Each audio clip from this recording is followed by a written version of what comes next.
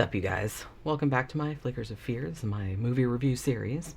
So the movie I'm talking about today is one I've been wanting to see for like a really long time, because I really like seeing ones that were kind of, I don't know if this was like super divisive, but it did seem like there were kind of two camps where you either like loved it or hated it, or some people like loved it until the end, which they hated, which I'll get into in a little bit. Now this is a movie called Come True. Billed as a sci-fi horror, although I'm not sure I'd call it that, but I'm not really sure what else I'd call it. I guess it has some like sort of sci-fi elements to it. But this movie is kind of like a waking nightmare, I guess. So this came out in 2020. It's Canadian, and it debuted at the Fantasia Film Festival back in 2020. And again, it seemed like very popular at that festival, but also one of the more divisive ones. I kind of feel like most of the criticism I saw of it, like some people thought it was like slow and pretentious. I didn't find it pretentious. I don't know if that means I'm pretentious. I don't really know. I didn't find it that. I thought it was like really cool. And a lot of people really did not fuck with the ending. They thought that the ending like negated everything that came before it in the movie, which again, I didn't find that either. But everyone's opinion, everyone's told their own opinion, obviously. However, me and like several other, I know it's not grammatically correct, I and several other reviewers, because this got actually like pretty much 80-90% like critical acclaim. I found this a profoundly unsettling, I want to say like almost a masterpiece. I loved this. I loved everything about this movie. I just loved the whole like vibe of it. I just got sucked right in. And I was just like glued to the screen the whole fucking time. I kind of feel like you'll be into this if you like, I mean, maybe you won't, but I kind of feel like if you're into David Lynch, or if you're into, it's not super Lynchian, but if you see it, you'll know what I'm talking about. If you're into like Philip K. Dick type stuff, or anything having to do with sort of like cinema of the subconscious type thing, like there's a lot of that like Jungian type of stuff going on. I think you'll be into it if you like that. So Come True was written, directed, edited, and mostly scored by Anthony Scott Burns, who is a filmmaker, visual effects artist, and also a musician. He has done like a bunch of stuff in the past. He actually was the effects supervisor on the 2012 movie, The Last Will and Testament of Rosalind Lee, which is great if you haven't seen it. He directed the Father's Day segment from Holidays, that 2016 anthology horror movie. And in 2018, he did a movie called Our House, which seemed like it got like a lot of critical acclaim. I don't think I've seen that, but I'll definitely be checking it out like after I've seen this, because like I said, I loved this. I thought this was great. Okay, I'm gonna say that Come True, like most films, but I kind of feel like maybe more so with this one. This is much better going into it with absolutely like no foreknowledge of where it's headed or what's going on, because it's kind of like a mystery sort of. So it's kind of better not to know what's happening. But that said, in order to have a kind of a proper discussion about the movie, I'm gonna have to like low-key spoil some stuff about it. So kind of be warned. This is your warning right now. This is also a movie that's definitely gonna need a second watch, and I'm actually kind of like, I'm gonna rewatch it like soon, because I was really into this, and this is one of those movies that I want to like nerd out about, you know what I mean? And I don't really find a lot of those anymore. But yeah, this is one that I definitely want to nerd out about and hear everybody's like theories and shit like that. So what we have, Julia Sarah Stone, she plays an 18-year-old young woman named Sarah Dunn. Now, at the beginning of the movie, Sarah, she seems like she's essentially homeless. Like, she sleeps on a slide, like, in the park with her backpack and her, she has, like, a sleeping bag. And she has a house, but she seemed to, like, only sneak back in there when her mom leaves. Like, she watches for her mom to leave, and then she kind of climbs back in her window and, like, gets clean clothes and showers and, like, steals some toast and whatever, and then leaves again. So we don't know, and I don't think it's ever really explained, like, why she's avoiding her mom. And we don't know if she has a dad or anything like that. The only person you see, like, in one scene is, like, her mom. Maybe two scenes. But yeah, she's avoiding her, and you don't really know why.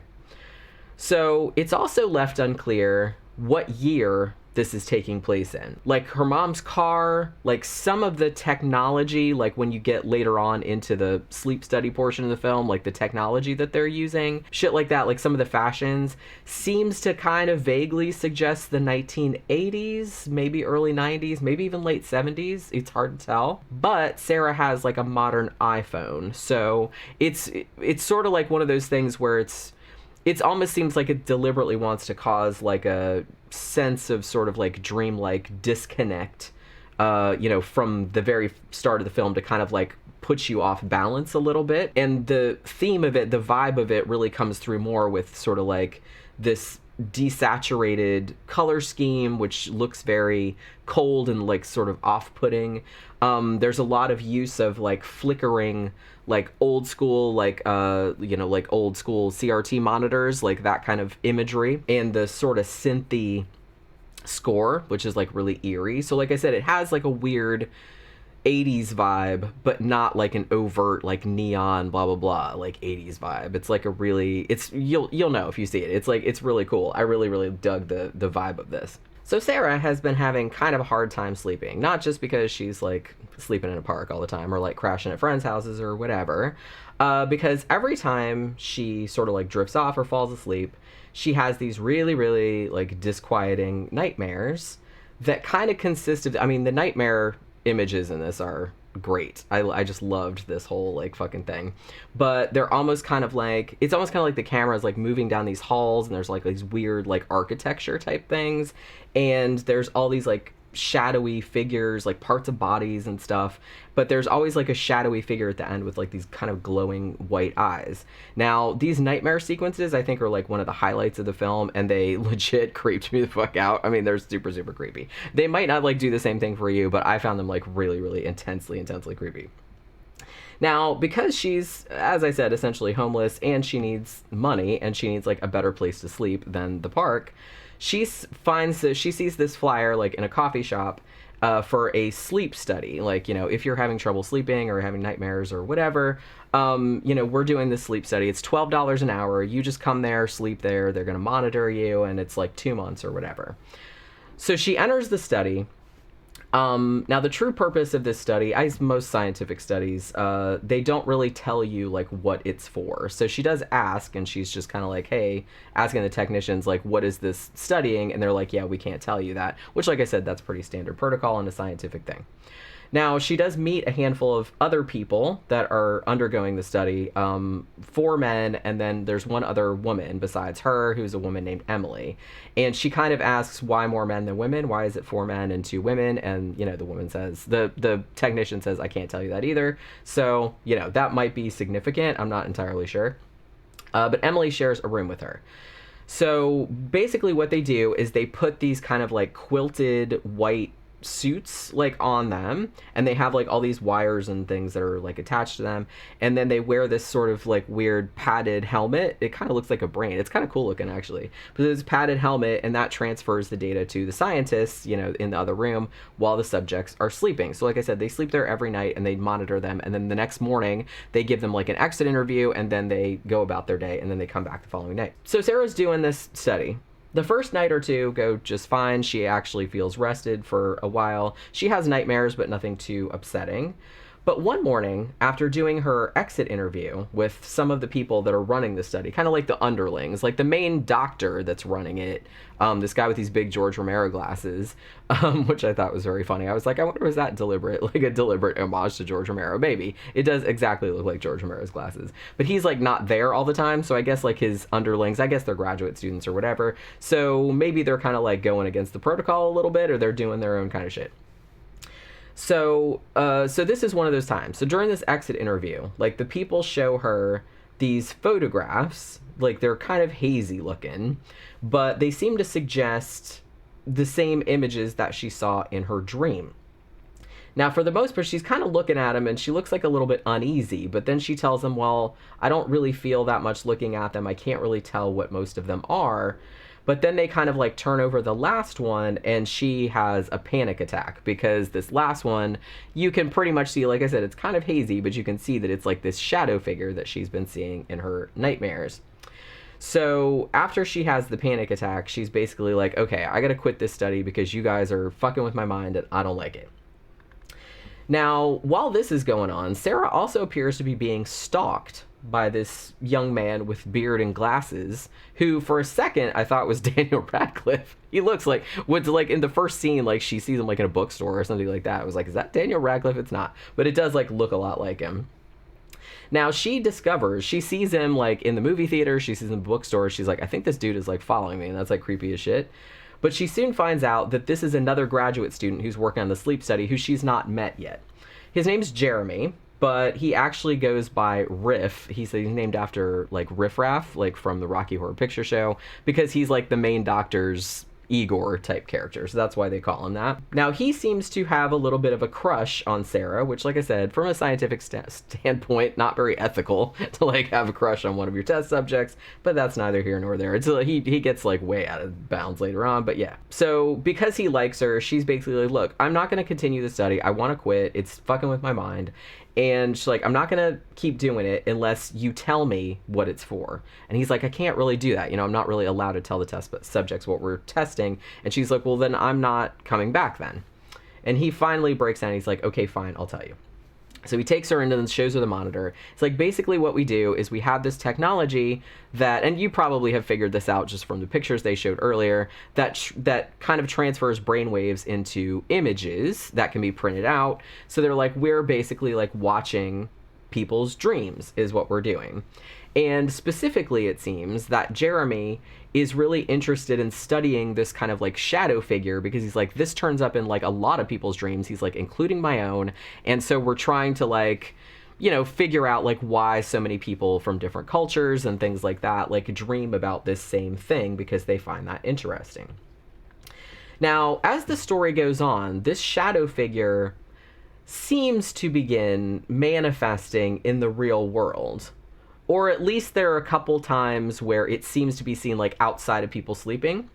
There's one particular scene where it's not Ciarra, but it's like two of the other guys that are doing the study. Like they have sort of like simultaneous sleep paralysis sort of things where they see the shadow figure like in their room, like when their eyes are open, and that like transfers across so they can see the room like it is in their feet and everything like that, and they both see the same thing like at the same time, and it's like pretty freaky. And then like they sit up and their eyes are all white, and you're like, holy shit, what the fuck is going on? Is this thing like being pulled out of the dream? Is that really what the scientific study's for? We don't know.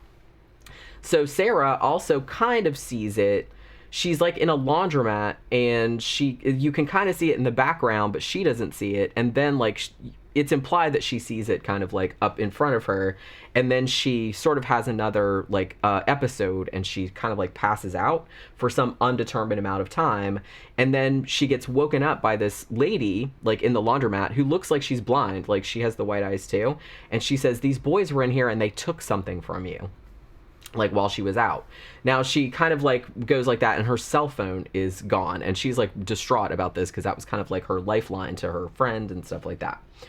Now from there, the movie starts to get like more amorphous. I mean, it's not surreal necessarily, other than the nightmare sequences, but that those are nightmare sequences, so it's not like surreal in the same sense that you might be thinking.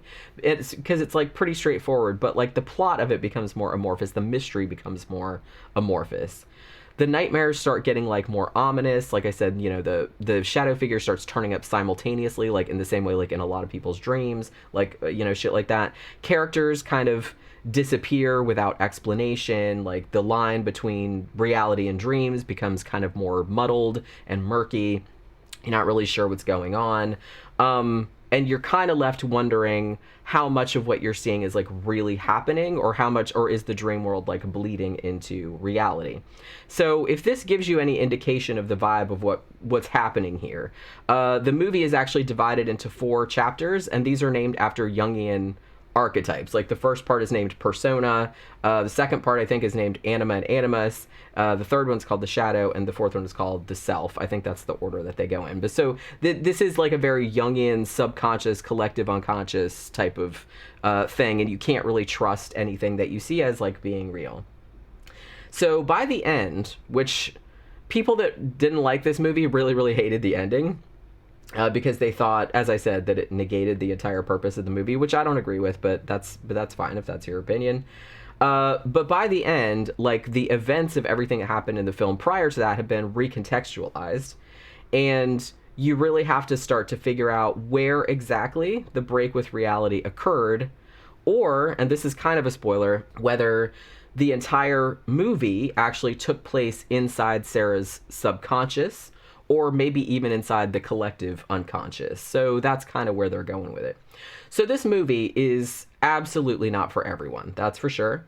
But for me, it kind of like hit all of my happy places. This was just kind of like, I don't know, this is just one of those movies that just hit every single thing. I was just like, yep. I love it.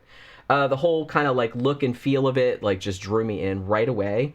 And the whole thing was so immersive that I just like couldn't even like look away from it. Just like the visuals of it was just so cool and like so stunning and like so my thing that, you know, I just was sitting there like watching it. And it's, you know, it's not a long movie. It's not short. It's an hour and 45 minutes. But I was just kind of like so into it. And it's definitely one of the eeriest movies that I've ever watched. It really kind of gave me this unsettled, kind of like weirded out sort of feeling. And even when there's like long shots, I didn't find it particularly slow or pretentious or ponderous or anything like that. Some people might, I guess that depends on the person.